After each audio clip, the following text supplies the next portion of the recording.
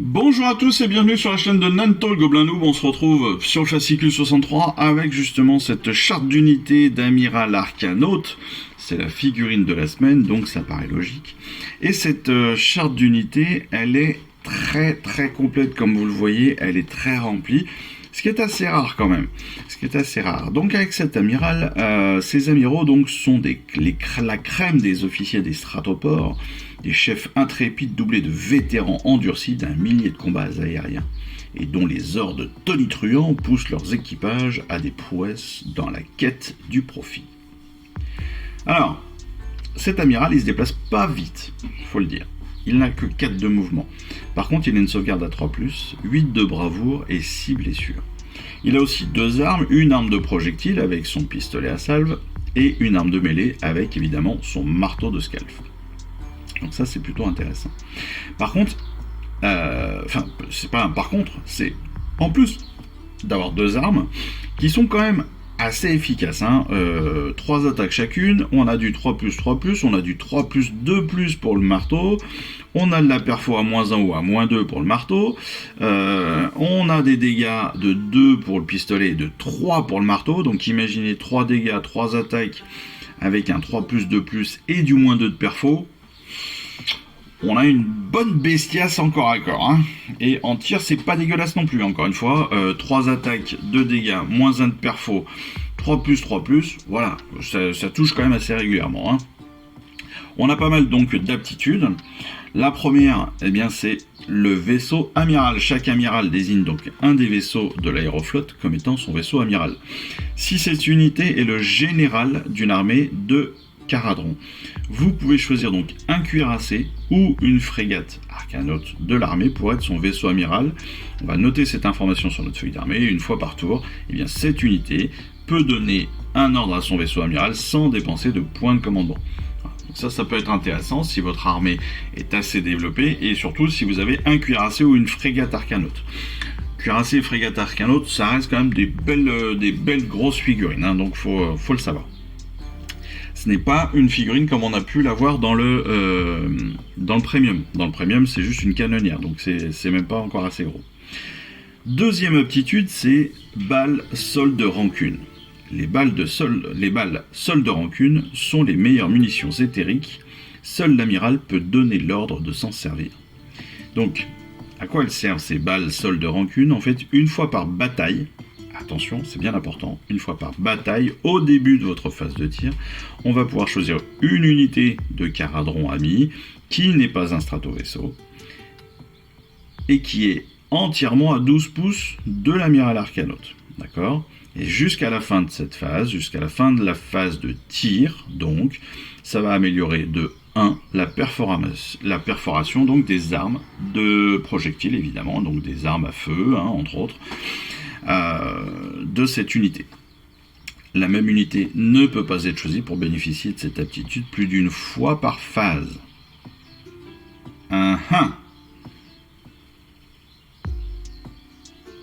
Je suppose que c'est s'il y a plusieurs amirals arcanautes, on ne peut pas faire en sorte qu'une unité puisse multiplier en fait cet avantage. Voilà, je pense qu'il faut le traduire comme ça. Troisième aptitude, c'est amener tous les canons à portée. D'un ordre de l'amiral, le cuirassé se met en position pour délivrer une salve dévastatrice. Donc on peut utiliser cette aptitude de commandement au début de votre phase de tir. L'unité qui reçoit l'ordre donc doit être un stratovaisseau, à l'inverse de tout à l'heure,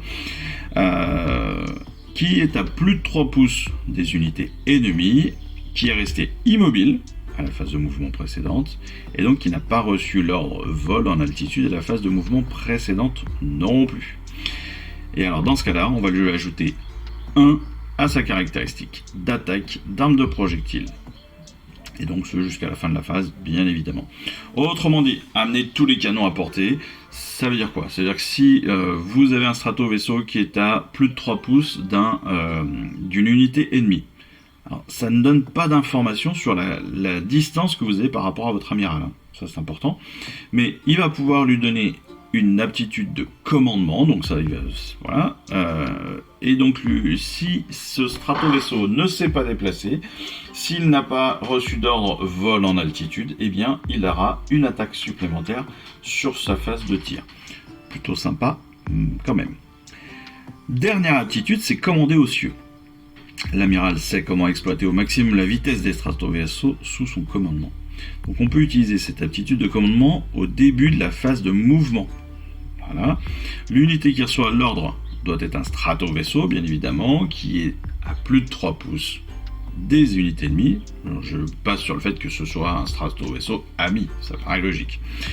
L'unité choisie donc peut relancer les jets de course à cette phase. De plus, l'unité choisie peut courir et quand même tirer et ou charger plus tard à ce tour. Donc c'est plutôt pas mal. Pareil, là on a un vrai avantage avec commander aux cieux, c'est-à-dire que non seulement on va relancer les jets de course, mais en plus on va pouvoir courir, tirer et charger. Pas mal, pas mal, pas mal. Si on revient rapidement sur le tutoriel, balle de solde de rancune, on l'a compris, permet donc de choisir une unité à 12 pouces de son amiral et de lui donner un bonus de perfo. Voilà, c'est pas plus bête que ça. Alors, on va même pas aller plus loin, ça ne sert à rien. Le commander aux cieux, on a notre canonnière, donc là qui est un vaisseau, un stratovaisseau, qui n'a pas besoin d'être un très gros, mais donc la canonnière ça tombe bien. Permet donc de relancer les jets de course d'une unité stratovaisseau amie à 12 pouces ou moins de l'amiral. Mais ce n'est pas écrit. Oui, ceci étant, il a une portée des ordres. C'est logique. C'est la portée classique, théorique des ordres de 12 pouces. Donc il faut être à 12 pouces ou moins de son stratovaisseau.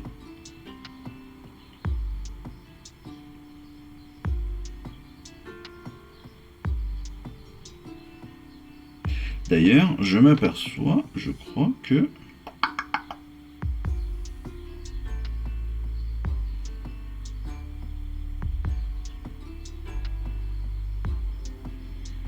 Oui, donc là, on n'a pas la vision de l'amiral. J'allais dire... c'était étonnant. Enfin bon, le commander aux cieux donc, permet de relancer les jets de course. Voilà, tout simplement. On passe maintenant à notre nouvel épisode de tactique. Et cette fois-ci, ce sont des tactiques pour l'ordre, avec, eh bien, ça tombe bien, l'amiral arcanote. Donc les amiraux arcanotes sont des chefs exemplaires ayant l'autorité pour diriger des aéroflottes entières. Ce sont aussi des guerriers accomplis, redoutables à distance comme en mêlée.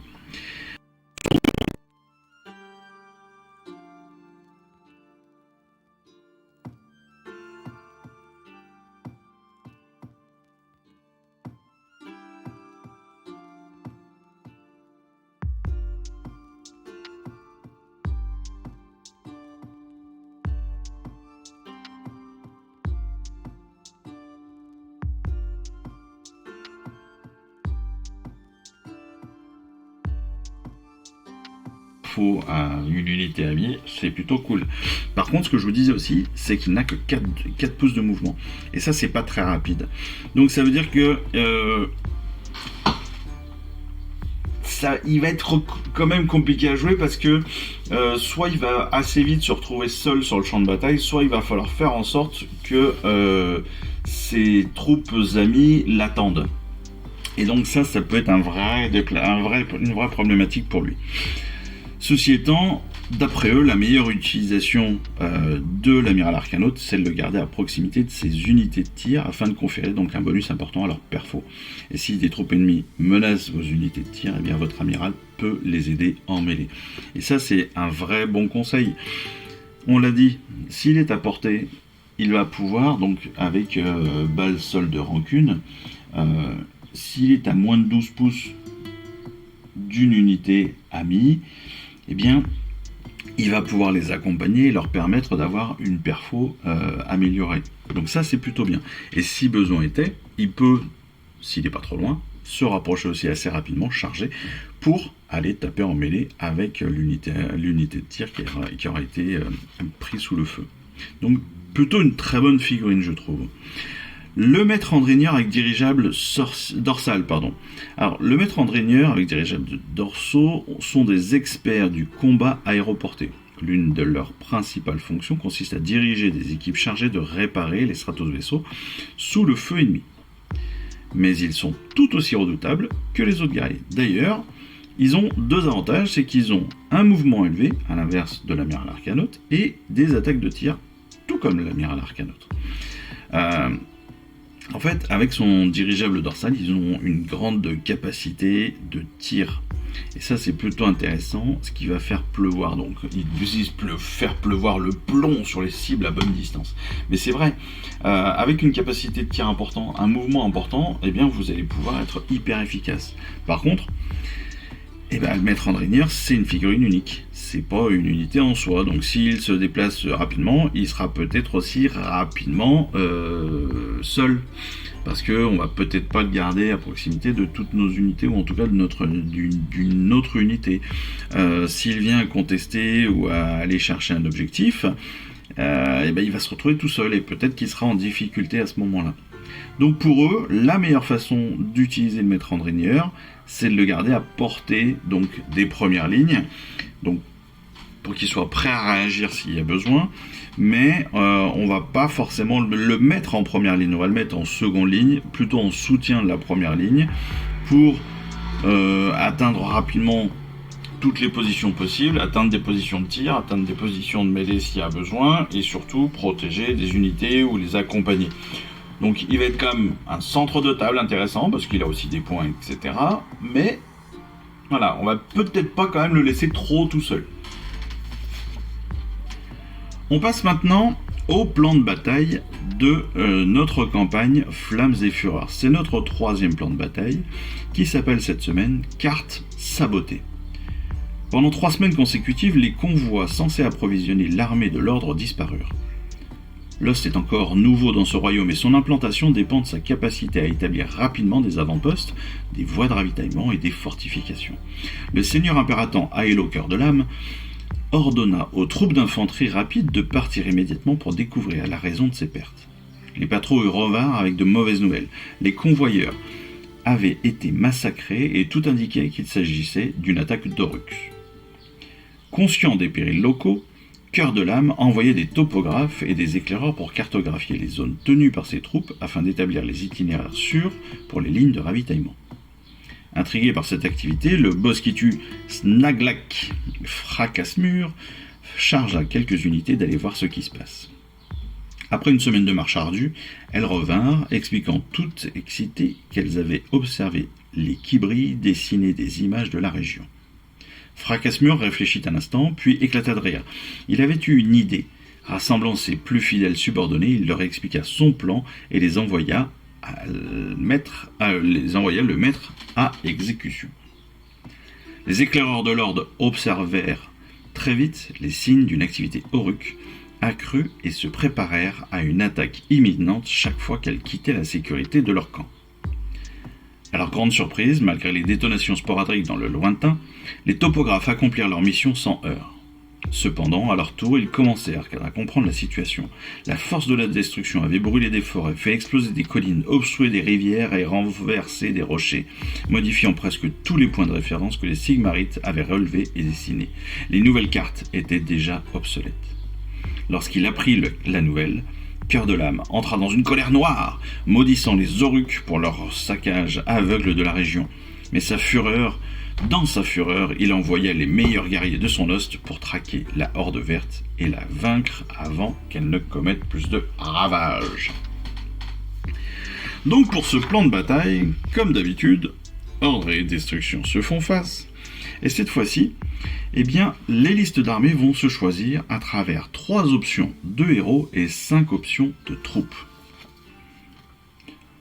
Comme toujours, chacun va choisir ses troupes en fonction de la liste d'armées que l'on vient de voir.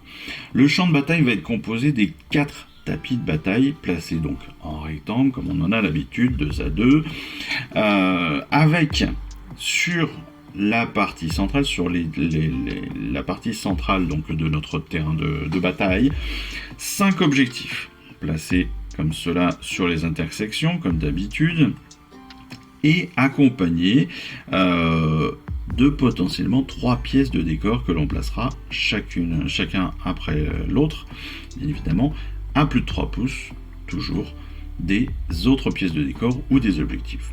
Le déploiement se fait toujours au tirage au dé, comme le jet de priorité du premier tour. 5 rounds, comme d'habitude, 5 rounds, ça veut dire 5 fois 2 tours, sur chaque tour, 6 phases, ça on le sait. Point de victoire, eh bien, un peu comme là, on le sait aussi, à chaque fin de tour, on va déterminer les points. Un point si on contrôle un objectif, un deuxième point si on a 2 objectifs ou plus, et un autre point de victoire si on contrôle plus d'objectifs que son adversaire. Maintenant, la règle spéciale de la semaine, c'est repérage. Les 2 armées s'affrontent pour le contrôle du territoire. Le gagnant obtient un avantage en matière de déplacement et de navigation.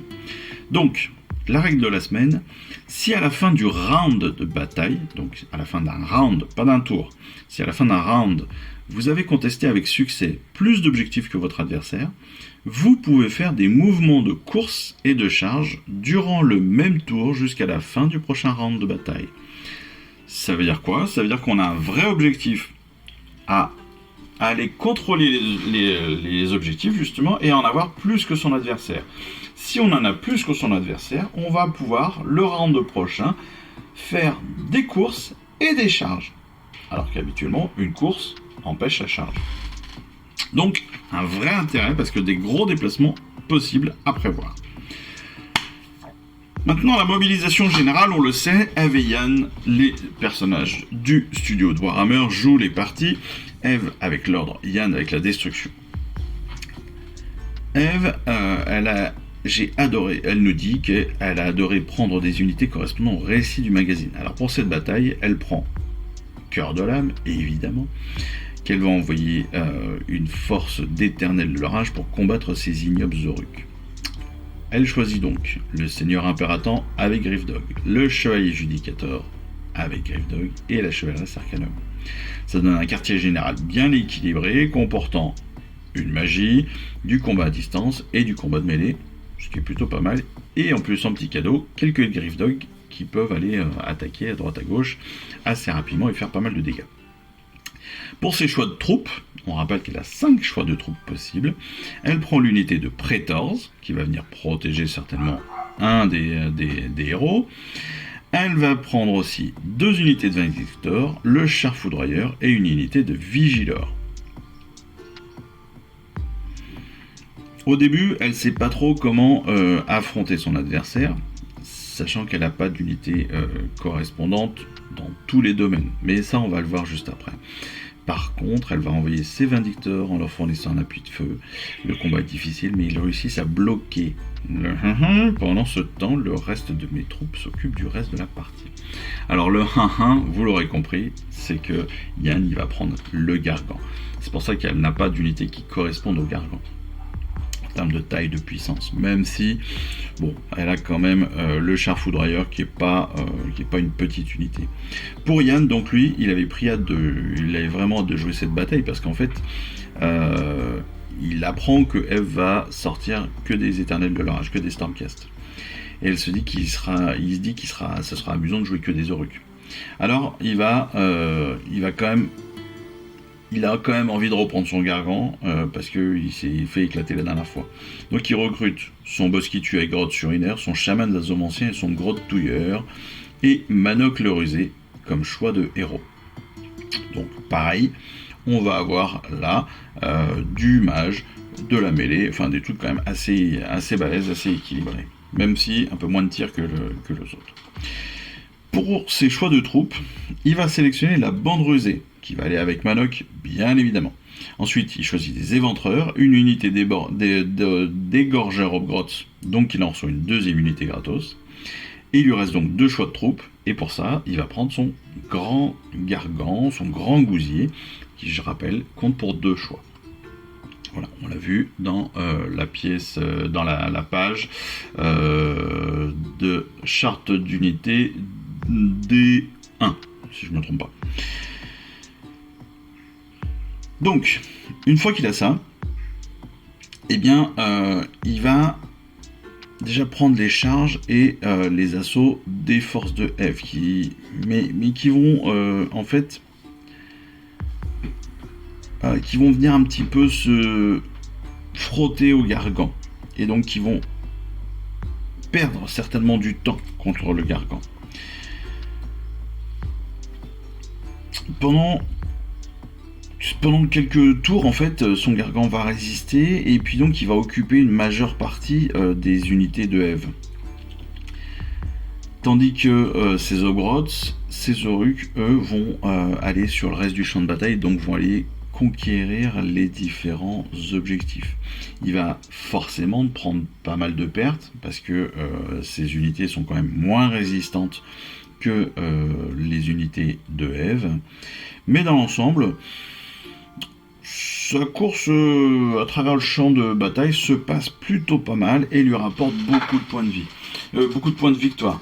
Donc, avec deux tactiques complètement différentes. On est ici, Eve qui prend plutôt une armée un petit peu, je dirais, passe-partout. Lui qui est quand même assez marqué, parce qu'avec son Gargan, mine de rien, il perd quand même un choix d'unité. Mais malgré tout, avec le fait qu'il puisse en récupérer deux, qu'il puisse récupérer une unité gratuite d'égorgeur, eh bien, il va combler en fait ce manque de puissance par un nombre de figurines beaucoup plus important. Et donc, malgré le fait qu'il va perdre encore une fois beaucoup de figurines, les égorgeurs, ça se perd très facilement, les éventreurs sont moins résistants que les vindicteurs, hein, il faut le dire quand même. Et bien, malgré cela, il va pouvoir quand même aller chercher, contester des objectifs très rapidement, gagner des points de victoire. En ayant beaucoup de points de victoire et beaucoup d'objectifs, il aura aussi l'avantage de la règle spéciale de la semaine, où il va pouvoir écourir et charger sur le même tour, donc potentiellement faire de gros déplacements, aller combattre très rapidement d'autres unités de Eve. Voilà, je pense qu'honnêtement, sur cette façon de faire, les Oruks, les Gloomspites, toutes les armées comme ça, très populeuses, peuvent avoir un intérêt, parce que justement on va jouer sur le nombre de figurines pour aller contester des objectifs et donc gagner des points, et ici en plus non seulement gagner des points mais en plus gagner aussi la règle spéciale.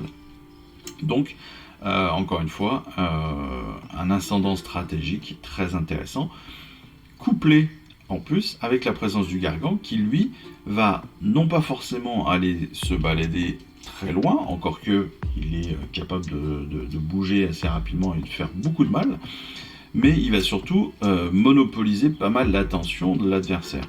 Une grosse figurine au milieu, un personnage important, un char foudroyeur, un héros très puissant, une unité très puissante, forcément va intéresser l'adversaire, va attirer l'adversaire vers lui pour essayer de le combattre, en particulier pour essayer de se simplifier les combats futurs. Mais parfois, eh bien, cette tactique est intéressante parce que eh bien, vous allez le monopoliser, peut-être que vous allez le perdre, mais c'est pas grave, le but du jeu c'est de ralentir la progression adverse. Et donc occuper l'adversaire, c'est le ralentir et peut-être lui empêcher d'aller contester des objectifs dont il aurait besoin pour les points de victoire. Voilà. Deux visions différentes, encore une fois, mais deux visions intéressantes de la stratégie. J'espère que ces explications vous auront plu, j'espère que cette vidéo vous aura plu. Encore une fois, et comme chaque semaine, je vous le dis et je vous le répète, merci à vous de jouer avec moi dans cette aventure. C'est vraiment un plaisir pour moi de faire tout cela.